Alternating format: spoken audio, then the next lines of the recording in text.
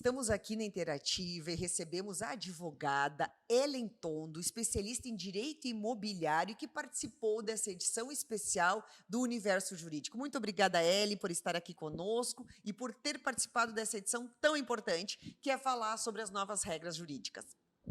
Muito obrigada, Silvana. O prazer é meu em poder contribuir e trazer um pouquinho da realidade dos condomínios, não é, para o conhecimento de todos, porque afinal é uma relação muito particular, muito pessoal, e hoje em tempos de pandemia, não é, ela ficou muito sensível às últimas ocorrências. Então, na realidade, eu vejo que não só em virtude da pandemia, né, Ellen? Nós vemos que as pessoas precisam regulamentar as suas relações, os condomínios. Então, eu gostaria que tu falasse para a gente um pouco dessa regra dos 3 S's. O que são esses 3 S's e de que forma a lei entra em vigor?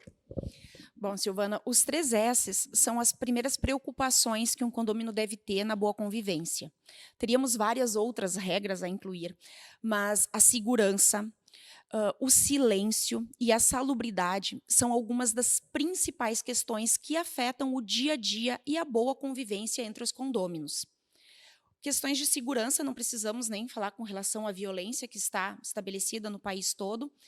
Cuidados básicos com permissões de ingressos dentro do condomínio. Agora nós estamos com, por exemplo, os problemas com entregadores devido ao Covid. Liberar ou não o ingresso deles no condomínio. São questões que, às vezes, o regimento interno e a convenção, que são os documentos que regularizam a vida em condomínio, mas não são os únicos, muitas vezes eles são vagos, eles não são precisos.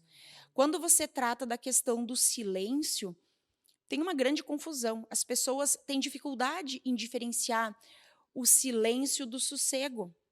O silêncio é noturno, mas o sossego é 24 horas por dia, 7 dias por semana. Então, isso gera bastante conflito e desconforto no condomínio. E talvez seja o problema mais recorrente que os síndicos enfrentem. A questão da salubridade hoje é a questão da higiene. Hoje, os animais de estimação são partes da família. Nós não podemos negar a importância deles.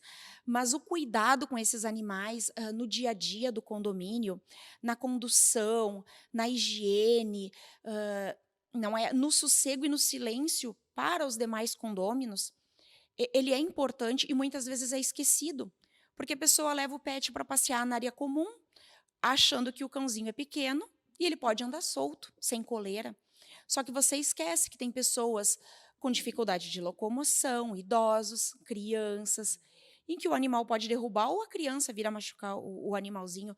Então, são questões que a gente precisa tratar. Se o regimento não traz, está na hora de analisarmos e revisarmos esses documentos.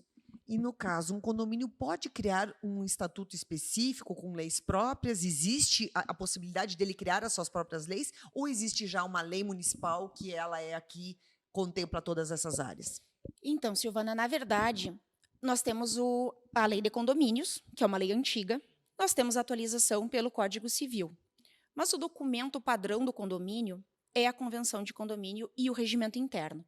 A Convenção de Condomínio, ela, depois de estabelecido e registrado, ela é um documento que tem uma dificuldade muito grande de você alterar.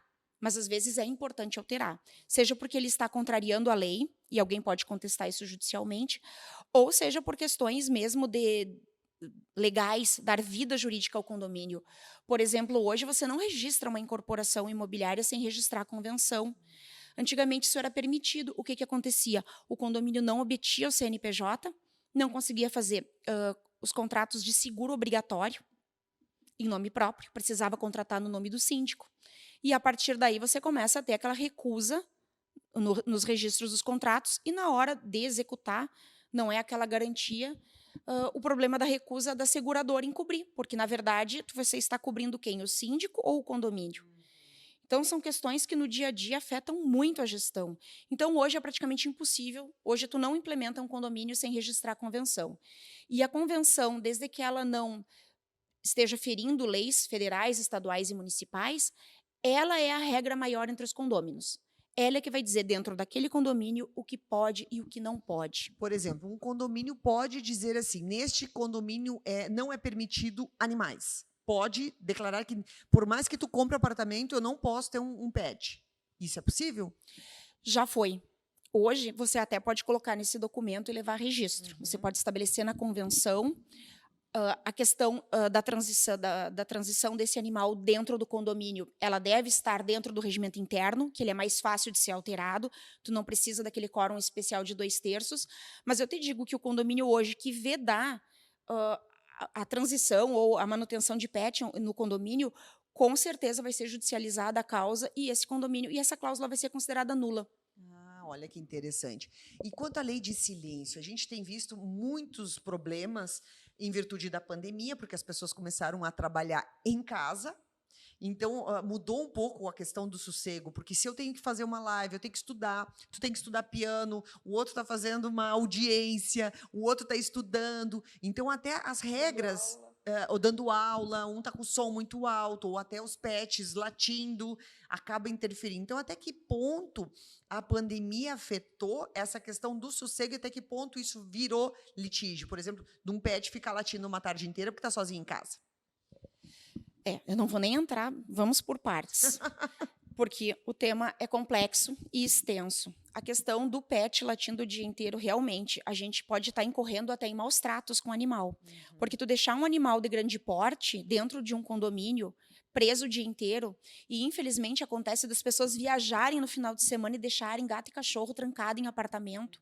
Tu querer ter um animal de grande porte num espaço pequeno, então muitas vezes não é nem o tamanho do cachorro, nem a questão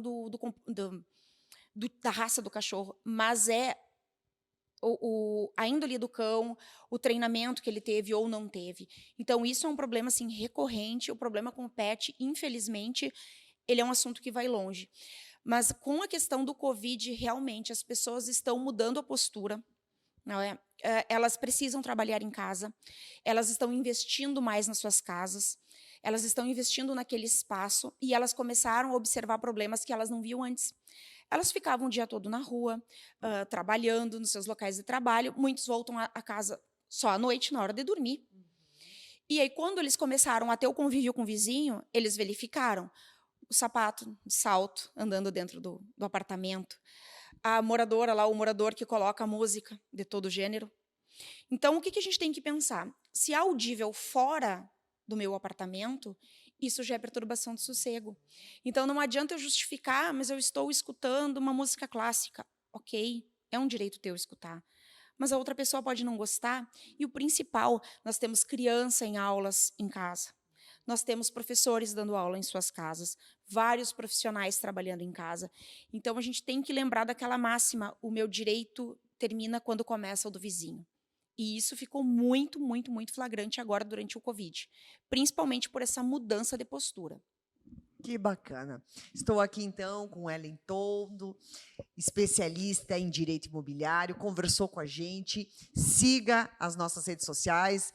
A matéria vai estar completa na revista impressa e também no nosso canal do YouTube. Muito obrigada, Ellen, por estar aqui dando essas informações tão importantes. Eu que agradeço a oportunidade e ficamos sempre à disposição. Muito obrigada.